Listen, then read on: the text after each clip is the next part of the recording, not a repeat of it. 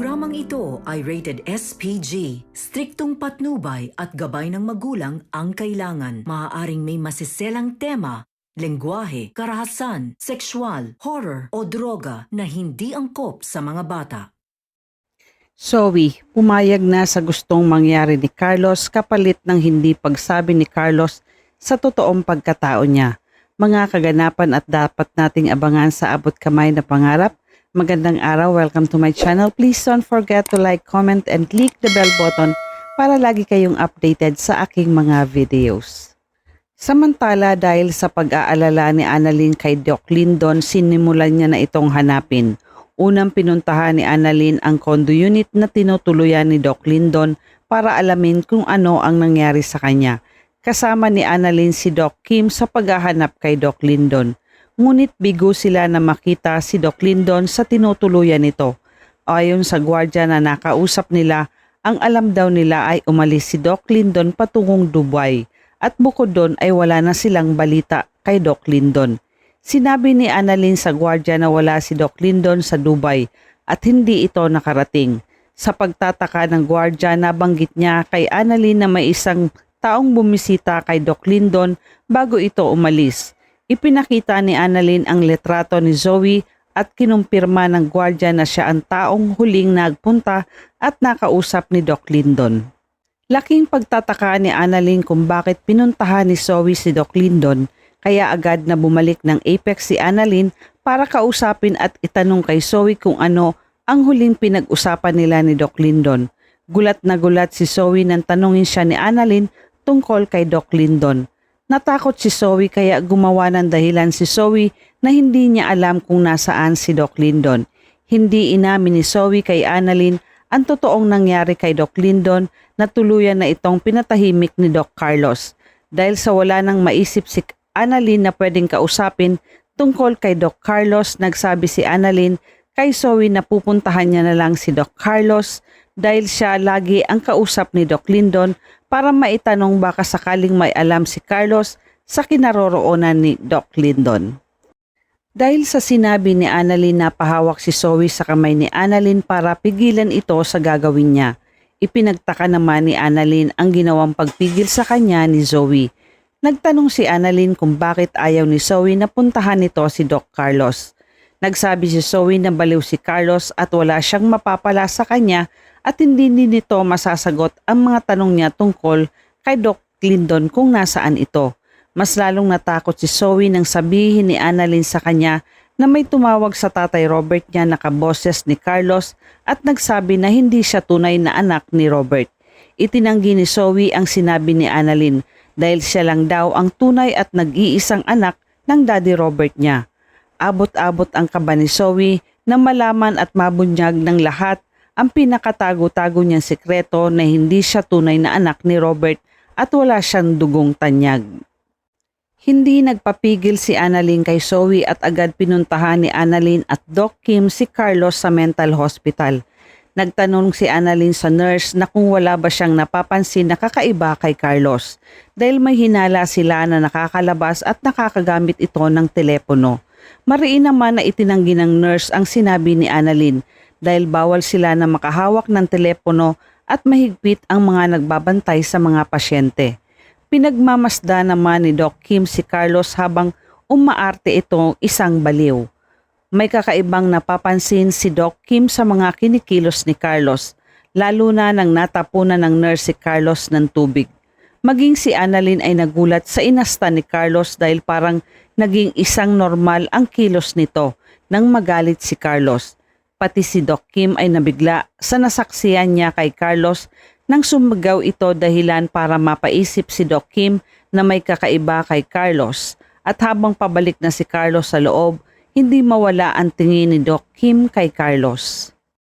Samantala, wala nang nagawa si Zoe sa gustong mangyari ni Carlos dahil binantaan siya ni Carlos na makikipagkita siya kay Robert para sabihin ang katotohanan na hindi siya nito tunay na anak at siya ang totoong ama ni Zoe. Labag man sa loob ni Zoe ang gagawin niya, ay napilitan siyang makipagtulungan kay Carlos kapalit ng hindi pagbunyag ng sikreto niya sa lahat dahil hindi papayag si Zoe na malaman ng lahat ang katotohanan sa buong pagkatao niya na isa lang siyang impostor na nagpapanggap na isang tanyag. Kaya hanggat maaari ay pipigilan niya si Carlos sa mga binabalak nitong plano.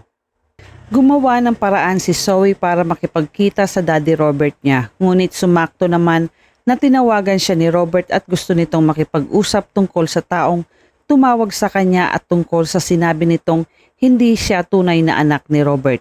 Pumayag si Zoe makipagkita kay Robert sa isang restaurant at bago dumating si Robert, naiiyak na tinawagan ni Zoe si Carlos para ibigay kung saang restaurant sila magkikita ni Robert. Sinabihan ni Carlos si Zoe ng mga dapat niyang gawin para maisagawa nila ang plano nila kay Robert.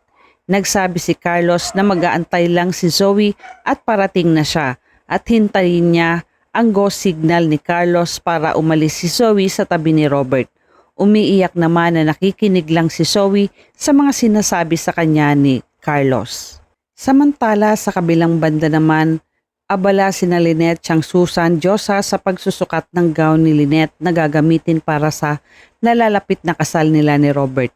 Namangha si Diyosa at tsang Susan nang makita na suot ni Lynette ang damit pangkasal dahil bagay na bagay at gandang-ganda ang dalawa kay Lynette.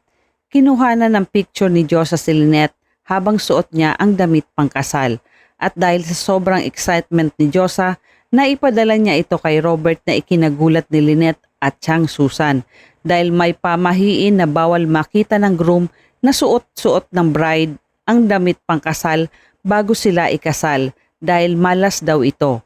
Napakamot na lang si Diyosa sa ulo niya sa nagawa niya at humingi siya ng pasensya kay Lynette. Hindi naman maiwasan ni Lynette na mag-alala sa nangyari. Kaya inisip na lang nila na hindi na uso ngayon sa panahon ang pamahiin at itinuloy na lang nila ang ginagawa nila.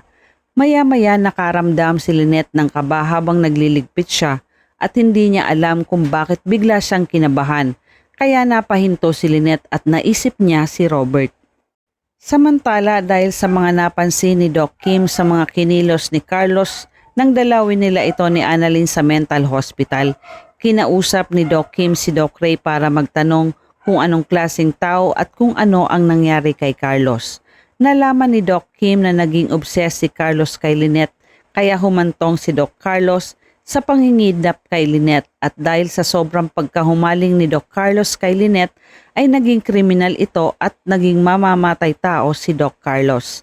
Nabigla si Doc Kim sa nalaman niya sa totoong pagkatao ni Doc Carlos kaya napasabi na lang si Doc Kim na mapanganib palang tao si Doc Carlos.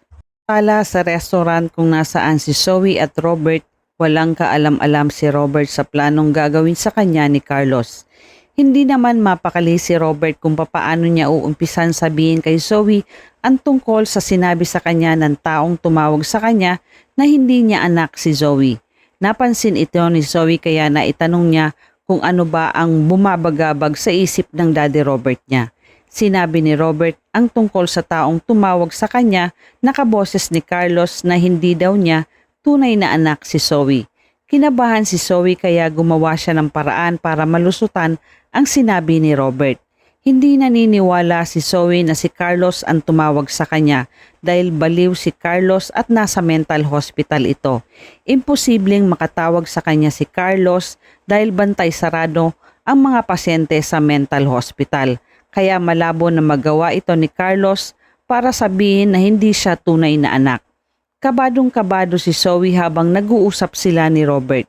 Nagbigay na ng signal si Zoe kay Carlos habang nagpaalam naman muna si Zoe kay Robert na pupunta lang muna siya ng restroom para magawa ni Carlos ang plano niya kay Robert. Magtagumpay kaya si Carlos sa planong pagpatay niya kay Robert o hahayaan na lang talaga ni Zoe na tuluyang mapahamak ang Daddy Robert niya? At yan ang ating pakaabangan dito lang sa Abot Kamay na Pangarap. Huwag bibitiw at huwag kalimutan mag-subscribe. Maraming salamat po and God bless.